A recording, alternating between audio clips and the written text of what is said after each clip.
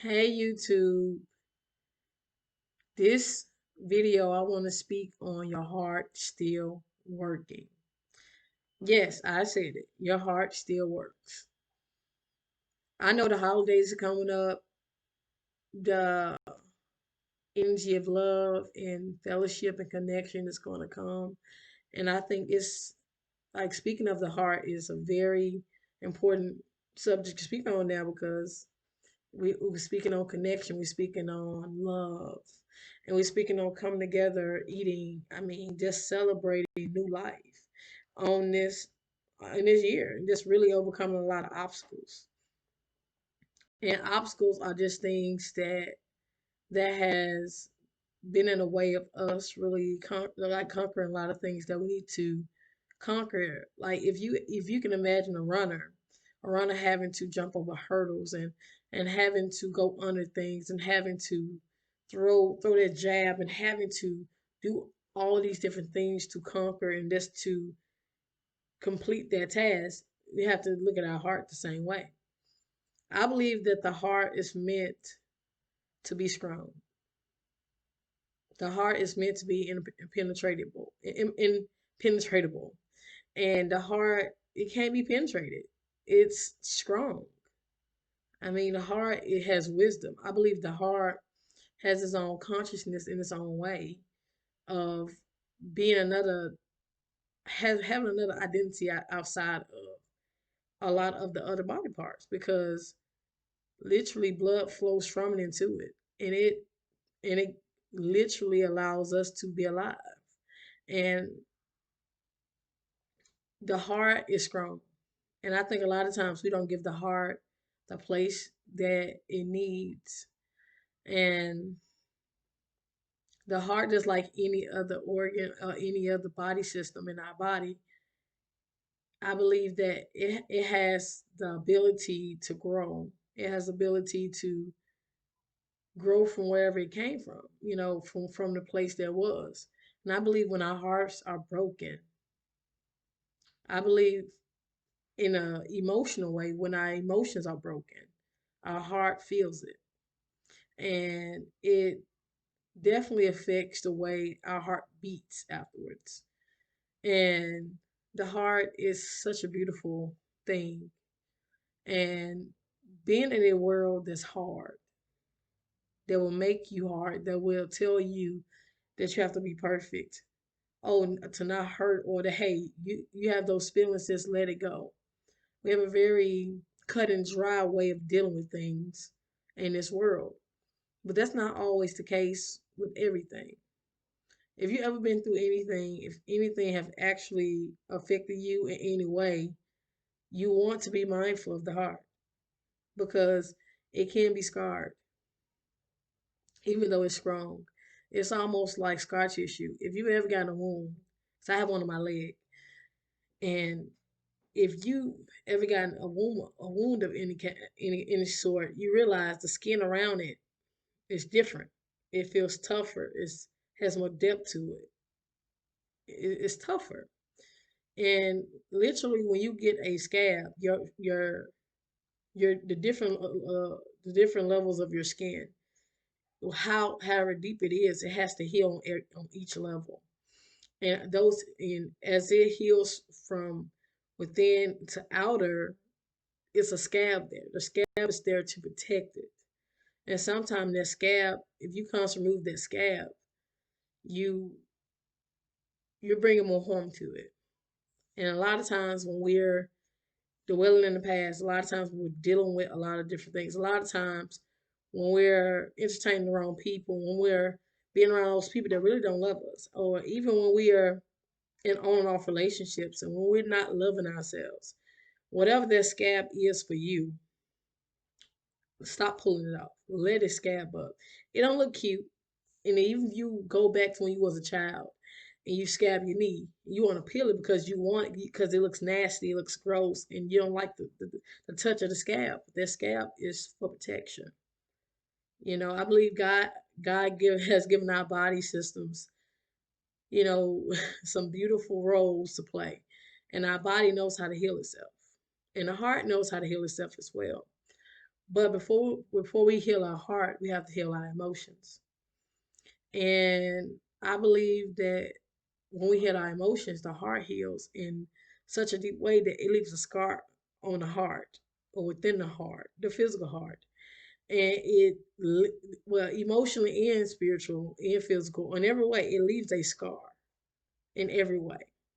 And if you've been hurt, if you put yourself in situations where maybe it wasn't most fruitful, maybe that person lied to you, maybe you lied to that person, maybe you played games with that person, maybe you've just been hurt just from life, not just romantic situation, whatever the situation was, it's very important to put your heart out there again.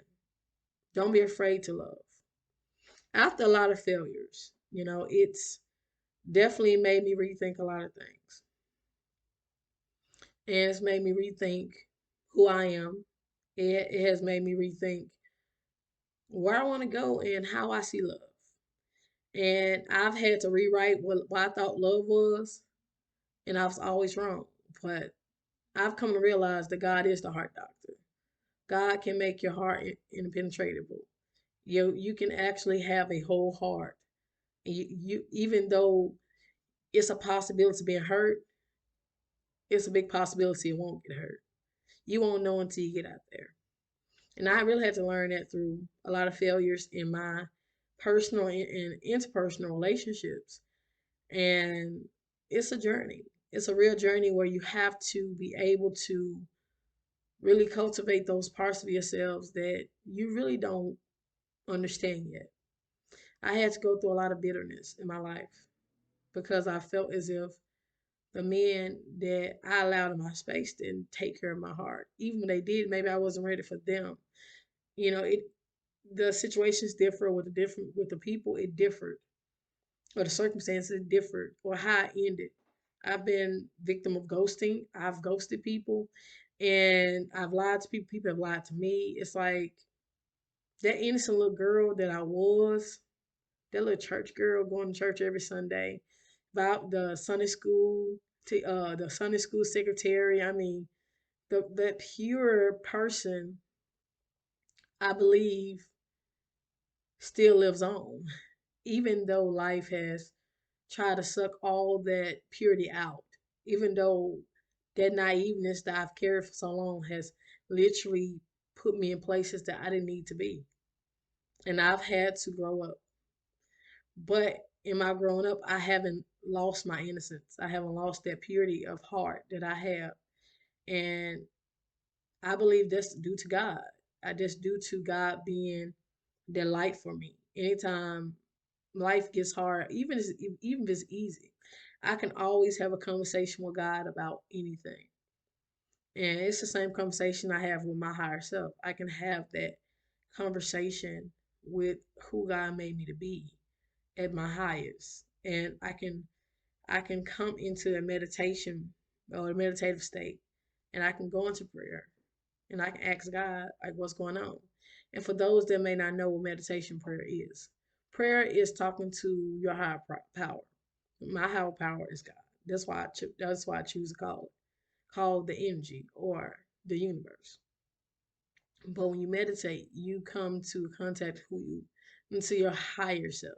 It's not a physical body, it's a spiritual body. You come in contact with your spiritual body. You as a spirit, because we're spiritual beings having a human or natural experience. And when we come into that realization, I think our prayer lives will change because you're not just talking to a deity that's not you, an energy that's not you.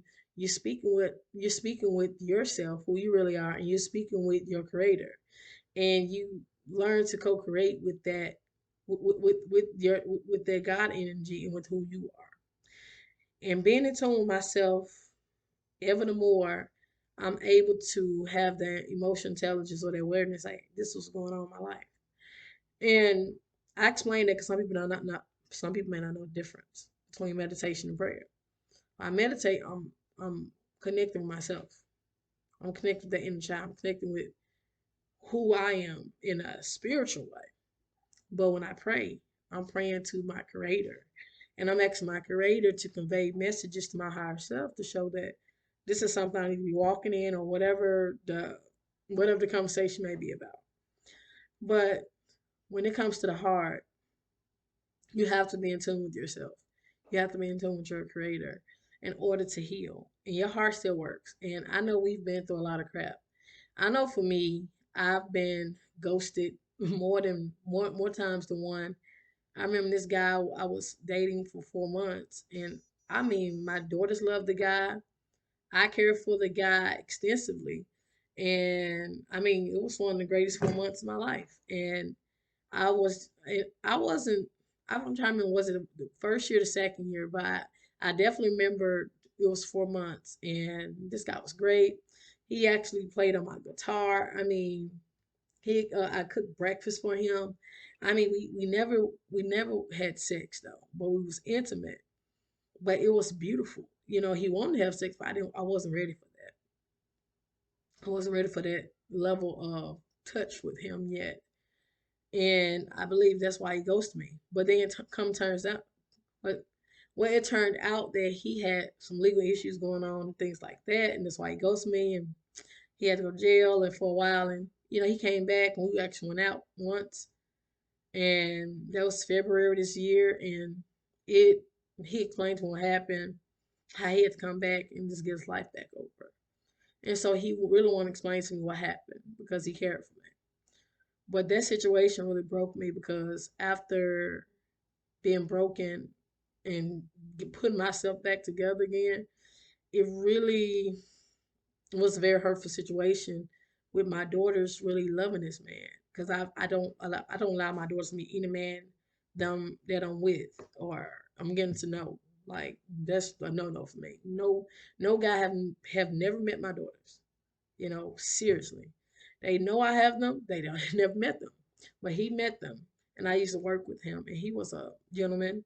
He was a dark skinned, beautiful man, beautiful smile. I mean, this guy had it going on. Our birthday is even on the same day. He was 6 or 7 years older than me. He was very, very passionate, very persuasive, very charismatic. He was a gentleman, and he was very flexible and diverse. He loved people, and he had a ministry, and he was more like a prophet, and he was a spiritual man. So it was a beautiful thing. But he was into things I wasn't into. Like he wasn't into polygamy and things like that. I wasn't into that. But he introduced me to their lifestyle, like what it is. So now I have more ideas and more information about what it is if I did want to go that way. Now I don't, but just saying he introduced me to that. But this guy, I gave him my heart, and it's just it really sucked when he ghosted me for that year. And it was great to have that clarity. And so we went on our date. I had stopped drinking wine at that point in time. So, it was just one of those things where we went out. He's like, "Are you drinking?" I'm like, "Yeah." So he got me a little, rose. We sat down, watched the movie, and I think it's Bad Boys for Life. And we talked.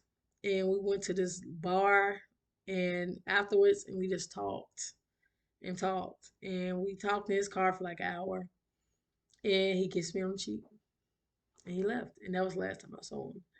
And at that point in time, I realized my heart still works because, it definitely touched me in a deep way. He let me know how gentle a man can be and how fragile he can be at the same time. And I know that we've all been through situations that was painful. And the reason why I chose to share that story was because I wanted people to know that, it's possible to put your heart out there. And it may get broken, but God is the heart doctor. God has more than more power to give you a heart that you can't hurt. You don't put your emotions too far into a person that, they haven't presented themselves a certain way. But I'm definitely glad that I did not involve sex in that situation because the situation definitely allowed me to be and more just have more self discipline with this guy. I don't not that I don't want to. It was just that he wanted children and he was married and he was divorced at that point in time 5 years. He was married 5 years. Handsome guy. But it didn't work out. And I hurt for a long time. And I ended up dating other, like striving to date other people. It wasn't the same. And I really cared for him. And so I can say in my journey, I've literally cared and fallen for people, or risen with people. I'm saying you can say fallen because it wasn't, it didn't turn out the way it needed to, but in a way, it was a rise and fall with that person or those people. And I haven't given up on love. So if you have hurt or you've had pain in your past, just know that the heart still works. And for these holidays, I want you to just really forge connections that, I encourage you to, because I'm not forcing you to, but I encourage you to forge or just foster really beautiful connections with your family, your friends, and even a potential future spouse if you're single. But the heart still works, and if you've had pain, don't allow that to numb you. Just know that your heart is stronger than you think it is, and you can survive because I'm here. And I've been through so many things. Been through ghosted situations, and I think now my daughters are ready for me to date. So, you know, I'm ready to officially date. It hasn't happened yet. I'm still getting to know people and everything, or the person that I may be talking to, may not be talking to, because it depends on where I am right now. But I am definitely open to have their type of relationship to where it can be water and it can be flowing. But I hope that something was said that maybe help, that maybe spoke on your situation.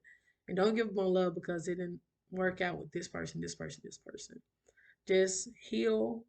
Just know that the healing is definitely a process. At time is has nothing to do with it. It's a process. It's a willingness. You have to want it really bad. You have to be hungry for healing. And once you get it, just don't go back into a more toxic situation if you see the red flags. Just be aware, connect with your higher self, connect with your creator and whoever you have, whatever name or whatever your creator is or whatever your belief system is. And I think that will help you really go and hone in on that. And I wasn't trying to have a too long video, but I definitely want to speak on that. And I hope that you can see my heart in that. And no, I'm not hurt by the situation anymore. It's just that it was a very heartfelt situation. And I grew close to this man and I really cared for him.